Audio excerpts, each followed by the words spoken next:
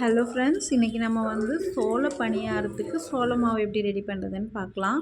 அம்மா ஃபஸ்ட்டு சோளத்தை தண்ணியில் போட்டு வச்சுட்டு அதுக்கப்புறம் அதில் கல் இருக்கான்னு அரிச்சு எடுத்தாங்க.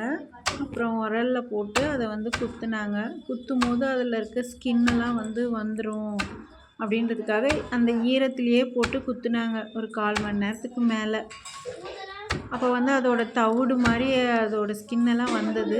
அதுக்கப்புறம் அதை அள்ளி புடைக்க ஆரம்பித்தாங்க.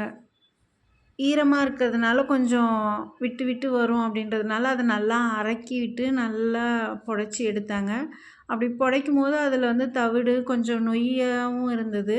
அந்த நொய் சாப்பாடு செய்யலாம், சோள சாப்பாடு நல்லாயிருக்கும் அப்படின்னு சொல்லிட்டு கொஞ்சம் அந்த நொய்யெல்லாம் தனியாக எடுத்து வச்சுட்டாங்க. தவிடெல்லாம் தனியாக எடுத்து வச்சுட்டாங்க. இந்த மீதி இருக்கிற முழு அரிசியாக இருக்குது பார்த்திங்களா, அதை தான் நம்ம சோளத்துக்கு அரைக்க போகிறோம் பணியாரத்துக்கு. இந்த தவிடை பார்க்கும்போது அவங்க சொன்னாங்க, அவங்க சின்ன வயசெல்லாம் ஸ்நாக்ஸ்க்கு இந்த தவிடை உப்பு போட்டு வடை சட்டியில் வறுத்து சாப்பிடுவாங்களாம். செம்ம டேஸ்ட்டாக இருக்கும் அப்படின்னு சொல்லிட்டு அவங்களோட சின்ன வயசு ஞாபகத்தெல்லாம் பகிர்ந்துக்கிட்டாங்க. அப்புறமேட்டு சோளமெல்லாம் புடைச்சி முடித்ததுக்கப்புறம் இந்த மாதிரி நமக்கு சோளம் கிடச்சிது.